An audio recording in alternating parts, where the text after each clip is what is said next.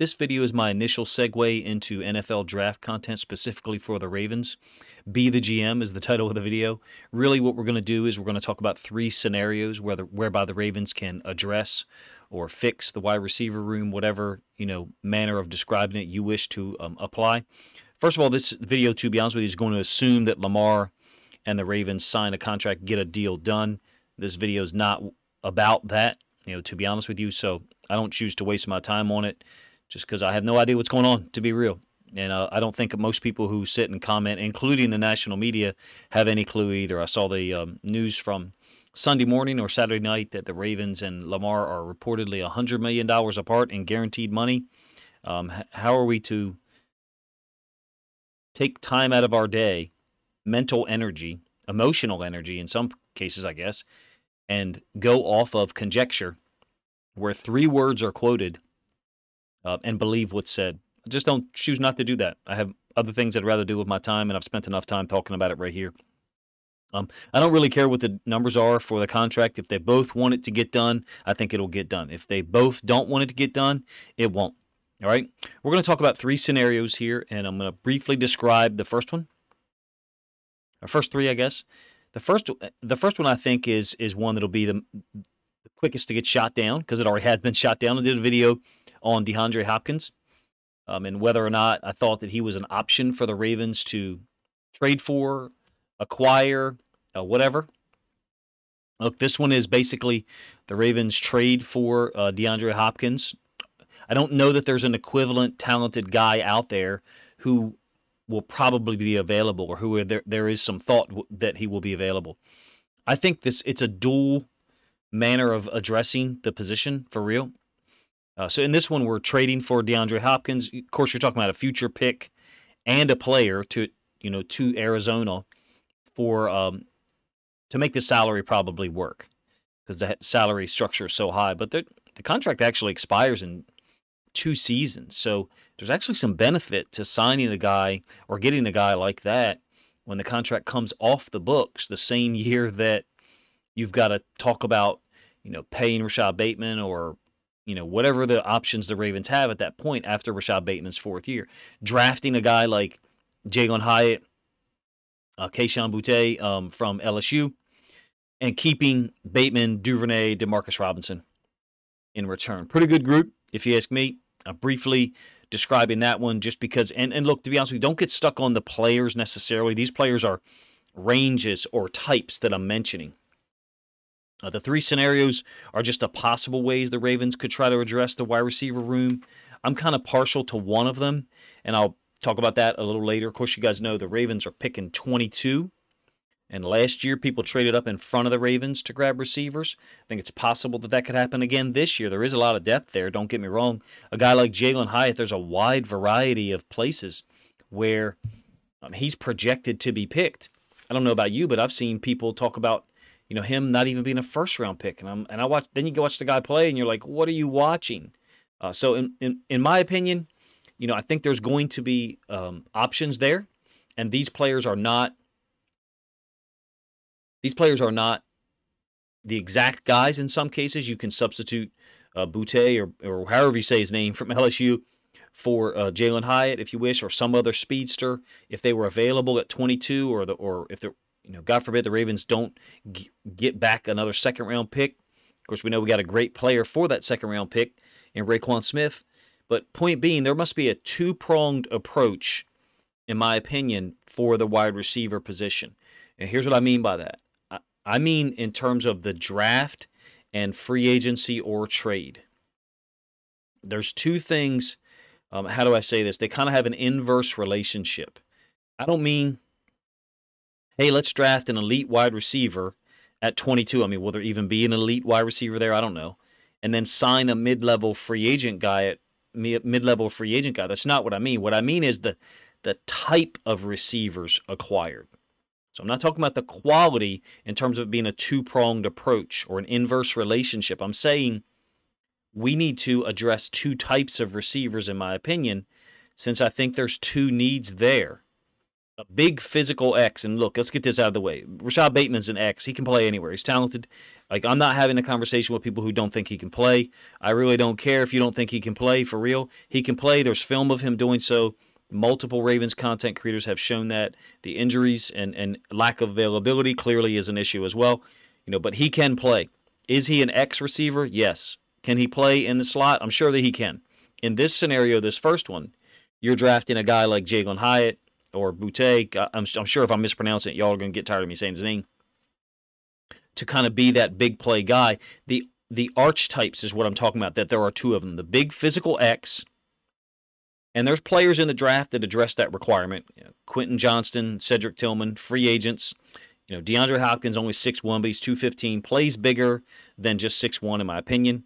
So that's the one type I'm talking about, the big X receiver. And the second is a speedster, the guy that makes plays. Zay Flowers, check, sign me up for that one, right? You too. Jalin Hyatt, sure.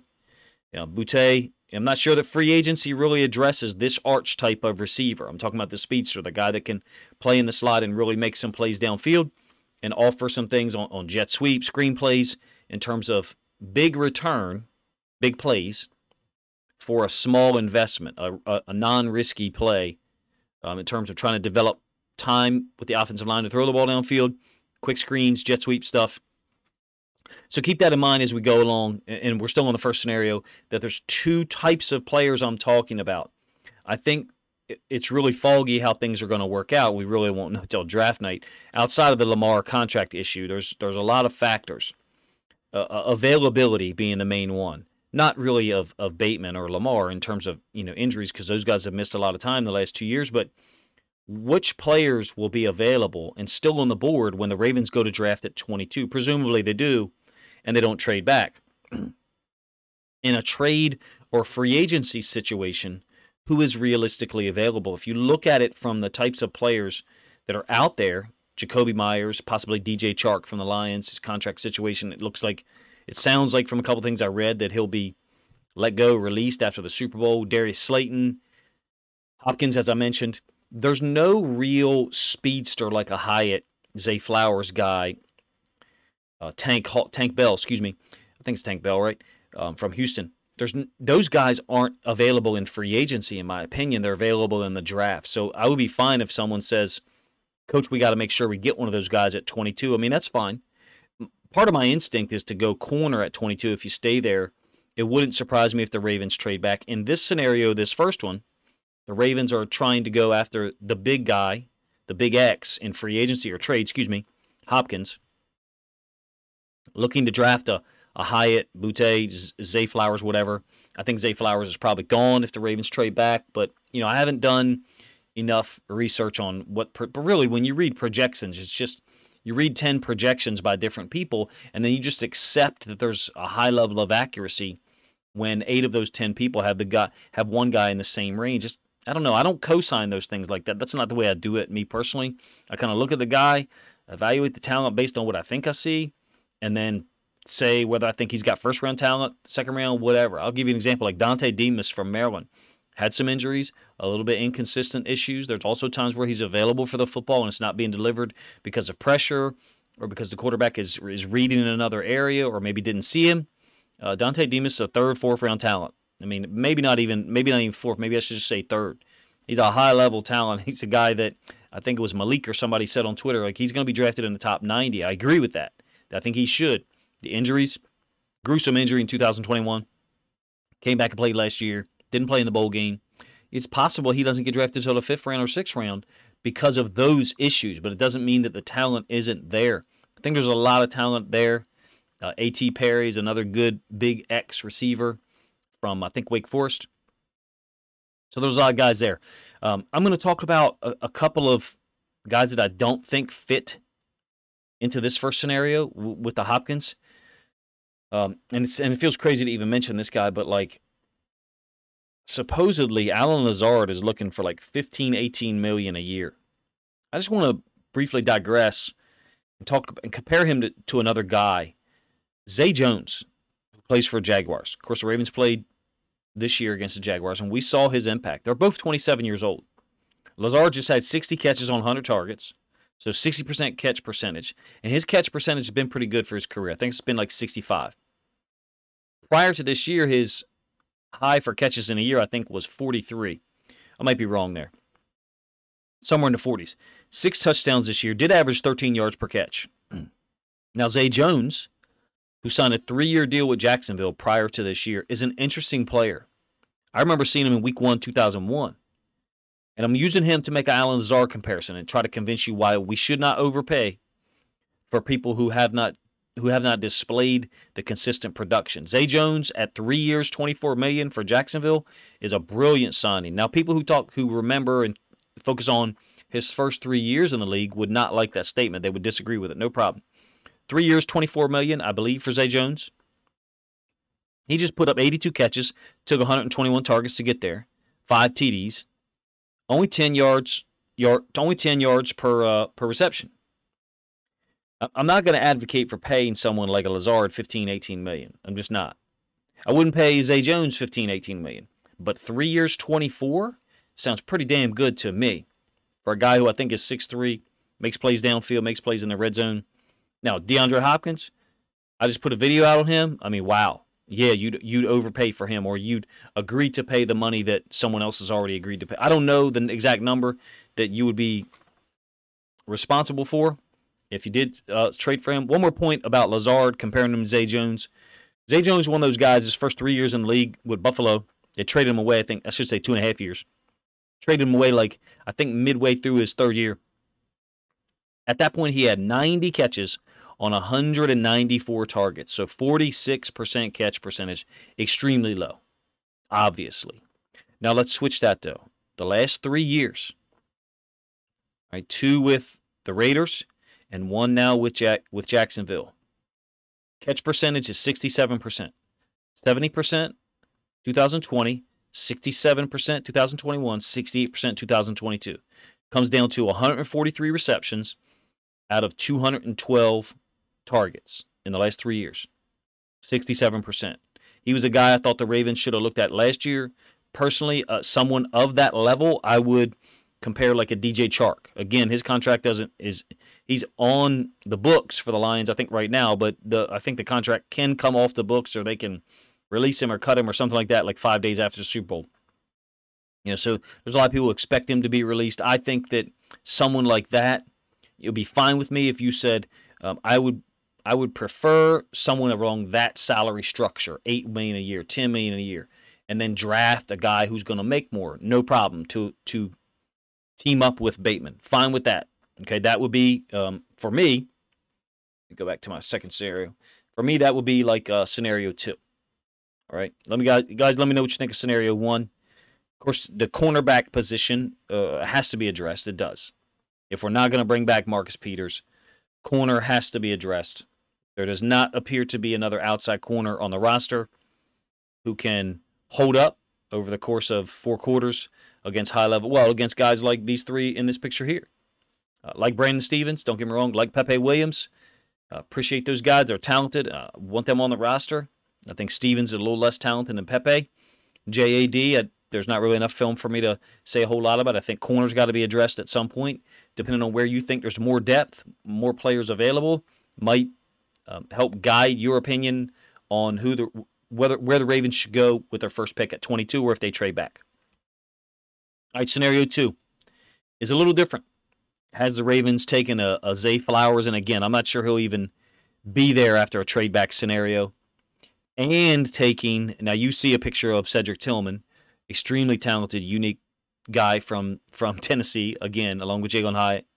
Cedric Tillman, the thing that intrigues me about him is 2021 had 2 huge games against the best 2 teams in the country. 2021, Georgia won the national title, obviously beat Alabama in the national title game after Alabama had beat them in the SEC title game. Cedric Tillman played them teams twice total, 1 game each.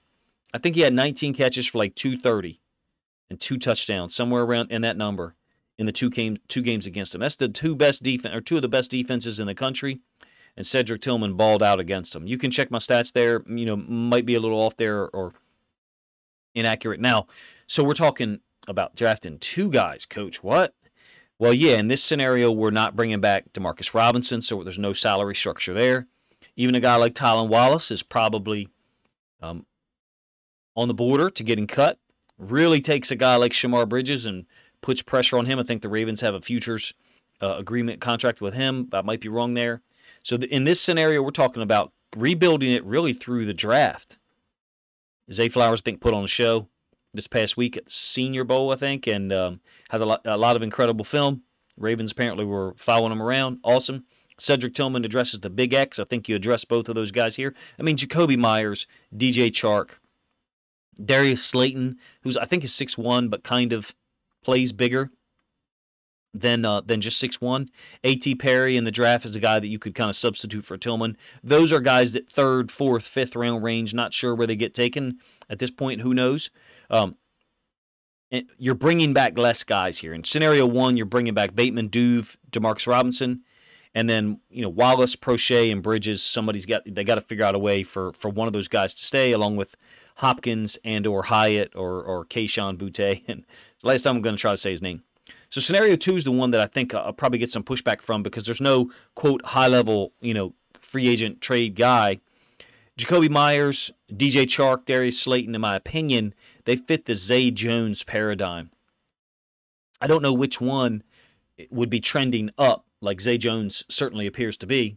I really like DJ Chark. The Lions have got a great situation offensively. If I was associated with a DJ Chark or an agent or someone that he listened to, I would try to get him to stay in Detroit. I think they've got something really special happening there. The run game is spectacular. Amon-Ra St. Brown. Jared Goff played great. Their offensive coordinator came back. So maybe DJ Chark's not available. Again, we're talking about archetypes. We're talking about player types. Maybe it's overkill to address it in free agency and with a guy like Cedric Tillman / A.T. Perry or / Dante Demas later on. So take that with a grain of salt. Point is, scenario 2, you're bringing back less receivers. You're not bringing back Demarcus Robinson. You're not bringing back a Prochet or a Wallace or probably a Prochet. And Shamar Bridges is a guy who's got to fight for his spot, and I certainly would love to see him get an opportunity. I think the guy's got a lot of talent. Big fan of Shamar Bridges. I'm not sure what you guys think of him, but loved seeing him make plays last year in the preseason. I'm glad that the Ravens got him on a futures contract. I would like to see him get an opportunity to play in Baltimore. Again, I'm hearkening back a year to the Zay Jones signing with guys like Chark, Slayton, Myers. Now Myers can throw the football. I think he throws left-handed, by the way. We know that as Ravens fans because they hit the double pass from him to Rex Burkhead in 2020 in that game where the Ravens really went up there and I thought blew an opportunity to get a home playoff game by losing to a Patriots team that really was not that talented or that good. Guys, let me know what you think of scenario 2. Rashee Rice is another one, 6'3". I'm not sure that Rashee Rice is like a jump ball guy, but athletic, big body, very physical in the Cedric Tillman mode. A.T. Perry, Dante Demas are more like jumpers. More guys that are jump ball guys, but they certainly can do other things. I'm a big fan of Dante Demas. If you follow me on Twitter, man, I put out a video on him the other day. I would have liked to have shared more plays, but Twitter limits you to 2 minutes and 20 seconds unless you do Twitter Blue, which I hope to do soon so I can show some film study videos there. But you don't make no money off of Twitter. You do get recognition, people follow you and all that stuff, and that's great. But you don't get any revenue, and so that's why YouTube is king. I like scenario 2. Don't get me wrong. I would rather personally have a dressed wide receiver in a concrete fashion before the draft or right at the draft. Have something in place where you're going to address it. And look, the Ravens and the Cardinals have done this before. Last year, we had an agreement that was supposed to be a secret, but I think it's pretty obvious now that it was not, to trade Marquise Brown for the Cardinals' first-round pick.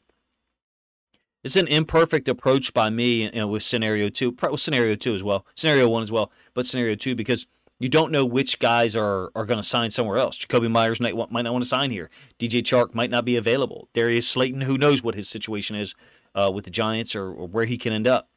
We don't know which players will be available at 22 or maybe the Ravens trade back. I certainly don't think the Ravens are going to trade back to like a 27 or a 28. We're not trading with the Bills or the Bengals, in my opinion. The trade partners would be 25, 26, 29. Giants, Cowboys, Saints. I don't even think we're trading back with Jacksonville. Second round options are there. I don't think it would be a popular choice for the Ravens to trade out of the first round. being as there's been 3 times in the past, what, 6 years, 5 years, 6 years, where the Ravens have ended up with 2 first-round picks. It certainly doesn't seem like that's going to happen this year. But if someone was to offer a trade back option to get from 22 to, let's say 34, and we get 37 or 39 or 48 or something like that, I could see the Ravens doing that. It would mean that there has to be a surplus players drafted before 22 that the Ravens didn't want anyway. I'm not being personally denigrating, but I'm talking about guys like Will Levis, other players who the Ravens would have zero interest in and who probably shouldn't be drafted before a guy like a Zay Flowers or someone like that. Hopefully that makes sense. What I mean is a guy that people draft based on potential and not, proven results that are out there on film, even though obviously Will Levis played in a very difficult conference in the SEC, and it has made some plays, don't get me wrong, against some pretty damn good teams there. Scenario 2 is obviously very different. You're not hitting, your home run hitter isn't a free agent / trade option. You're going mid-level.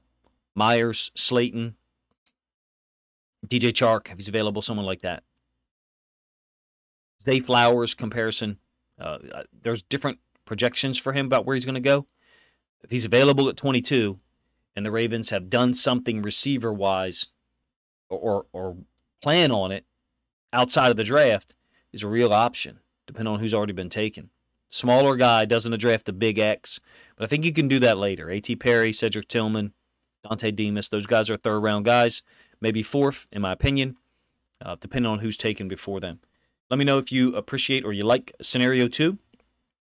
I think the I think the front office has got to be prepared to move in multiple directions.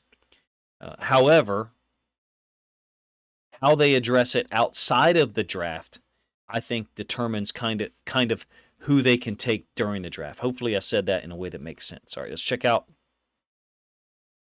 scenario 3.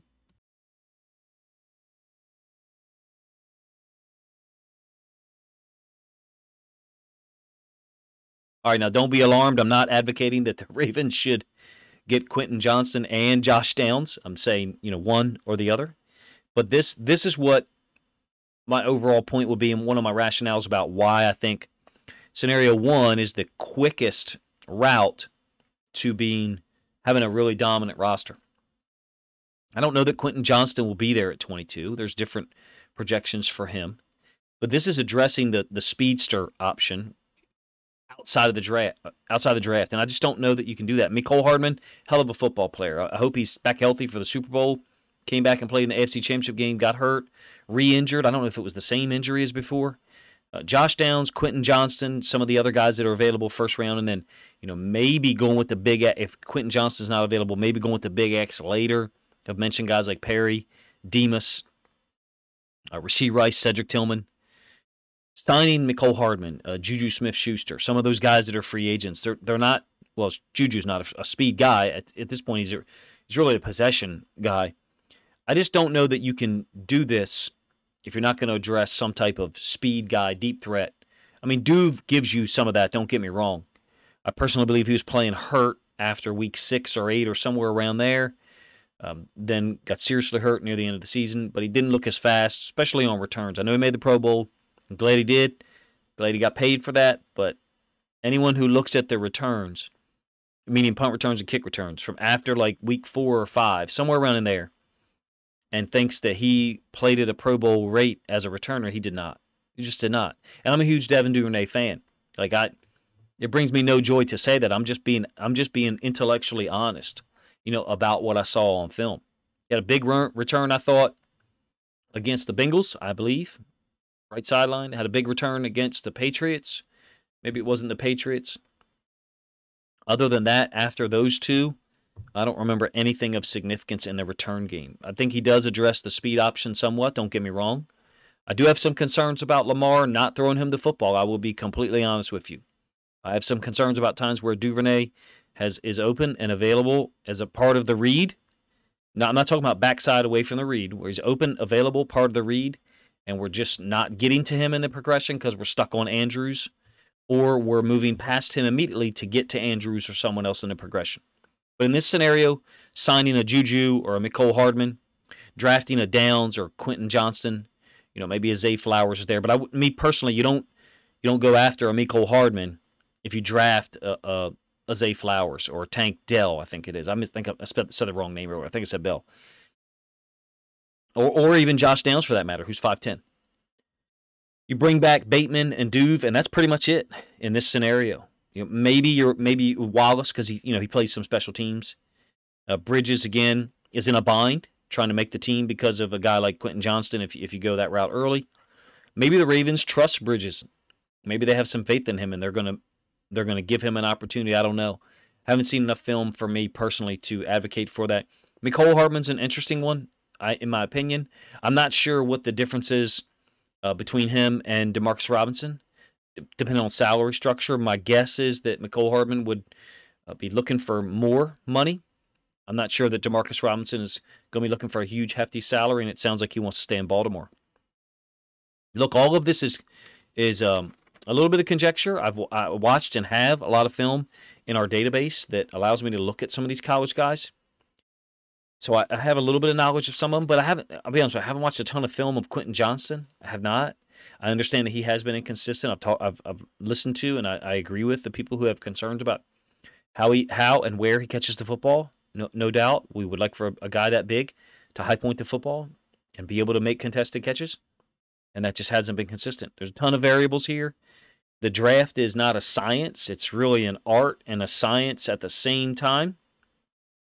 In my opinion, the front office has got to be prepared to move in multiple directions quickly. Draft night will be hectic.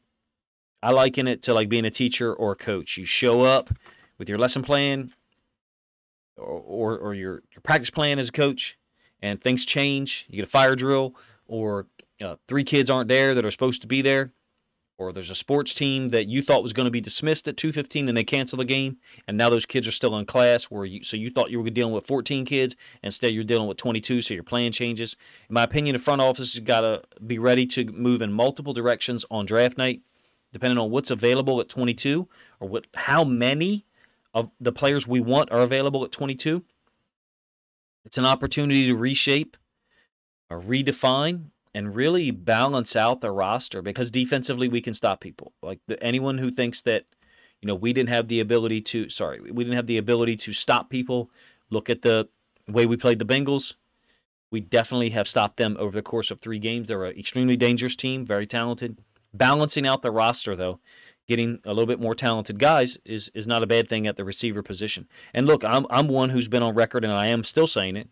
We have a lot of talent in Andrews, Bateman, Duvernay, likely, even Demarcus Robinson and Kohler, Shamar Bridges and Tylan Wallace. I like those guys as well.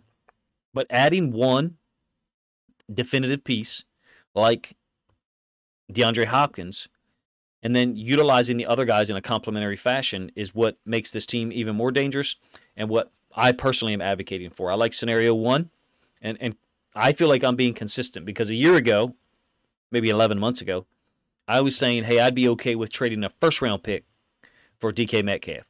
I mean, I said that, and obviously I had no knowledge of the Marquise Brown trade. I would have been okay with that. But that was even no guarantee that he was re-signed, and I felt like 2022 was a year the Ravens could have won a Super Bowl, and I still feel like the play reflects that, even though 10-7 doesn't look great record-wise. We went to Cincinnati, outplayed them in the wild-card game without Lamar. And we threw the ball up and down the field on them. We had 11 passes of 12 yards or more in Week 18 with Anthony Brown playing quarterback as another undrafted free agent. So without Lamar, we went to Cincinnati twice and gave them hell. And the Bengals, as you guys know if you listen to my content, I respect them defensively, especially. I think with Lamar and a DK Metcalf, I think we're better than them. We're just a better team than them because we're more dangerous offensively. I'm advocating for the same thing here with scenario 1. The salary is huge for DeAndre Hopkins, no doubt. The injury concerns are not there, in my opinion, for me. 2022, he played every game that he was legally allowed to play.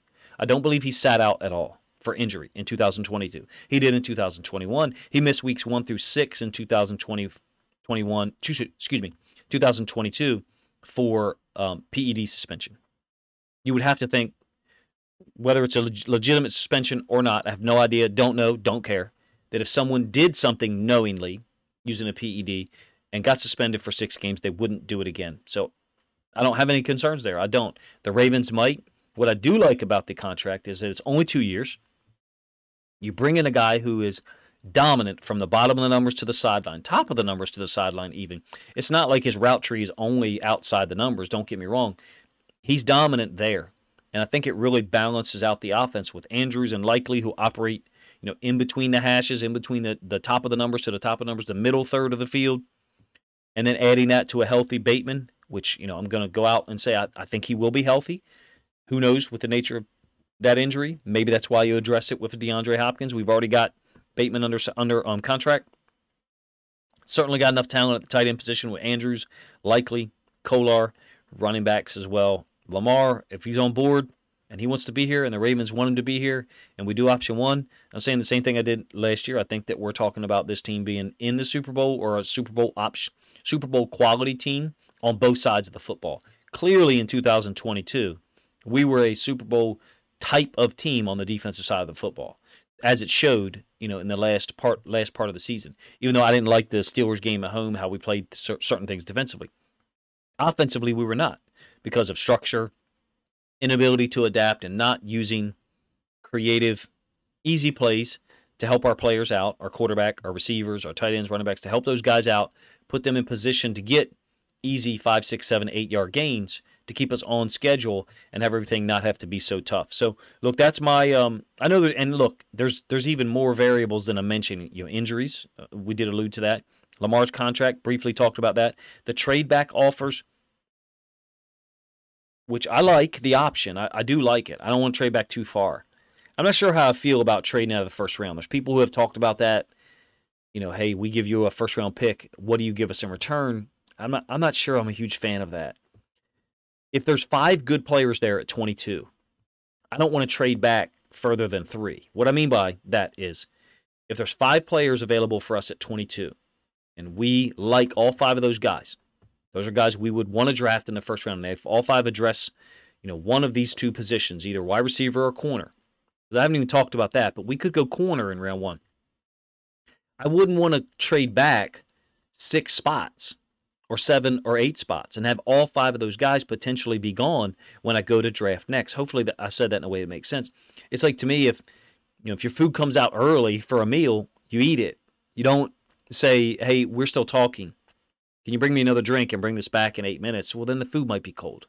I don't want us to miss out on one of the players that we really love and trade back too far. So it's going to be a fine line for the Ravens front office, if you ask me, because I suspect that there'll be a lot of trade back offers. And I'm going to tie this in. It's my last point. That's why I like scenario 1. Address the heavy hitter, address the majority portion of your talent outside of the draft. I'm not saying don't rely on the draft. Do your due diligence like we always do. Focus on corner and receiver early. We're not drafting an edge defender in the first round. We're not. Like, other people just need to stop talking about that. We're not. They're drafting a receiver or a corner in round 1, in my opinion. Don't rely on that. It gives us more freedom. Here's what I mean. If we're able to get something going in the Hopkins regard, then you can trade back further because you're going to get a corner. Maybe you're going to get a corner that you really like. There's a lot of good corners out there. I think there's a lot of guys. And there's a lot of guys from last year that played extremely well as rookies over the course of the season. Really got better midway point onward, in my opinion. I think there's a lot of good corners out there, just like last year. I think that's going to be a yearly thing. I think the corner depth and the receiver depth are somewhat similar, but there's more corners who can come in and start and play all game against the run and the pass than there are receivers who can come in and start and be a immediate contributor. I'm not talking about number 1, number 2, number 3. I don't talk about it in that way. But there's more corners who can play all game long, all 60 minutes against the run and the pass, first, second, third down, no matter what, than there are receivers who can come in and do that and be one of your 2 best guys. Let's put it that way. That's why I like scenario 1. So we're not relying on the draft. Gives us more flexibility to trade back a little further and get a corner who can start on our left side if we don't bring back Marcus Peters, which I don't think we are, opposite Marlon Humphrey, someone who is talented, someone who will dissuade teams from just targeting opposite Marlon. And then we can still allow Kyle Hamilton to play in the slot. Who knows what happens with Chuck Clark? We got Marcus Williams. Geno Stone played well when Marcus Williams was out. Certainly allowed Kyle Hamilton to just stay up closer, to the line of scrimmage, play that nickel corner slot safety position. In my opinion, that's why scenario 1 fits the overall composition of our team because of how it operates from a tactical standpoint offensively, with Andrews and Likely being middle of the field dominant, Bateman being kind of on the other side from DeAndre Hopkins. Also, I think it addresses the need at receiver in a concrete fashion and gives us more flexibility during the draft. You guys let me know what you think of those 3 scenarios. They are not hard-coded, meaning I'm not stuck to certain players in them. They're just kind of like guidelines, pathways for my brain to talk about the 2 archetypes, the 2 types of receivers that I think we need to address either through trade, free agency, or the draft, and that's the speedy guy who gives us some options downfield, and the big X receiver that I think DeAndre Hopkins would provide the Ravens and help push the offense over the top. Appreciate you guys' time. Let me know what you think of the thoughts here that I presented in the comment section, and if you think other people would enjoy this content, please consider sharing a link to it on social media. Appreciate you guys' time.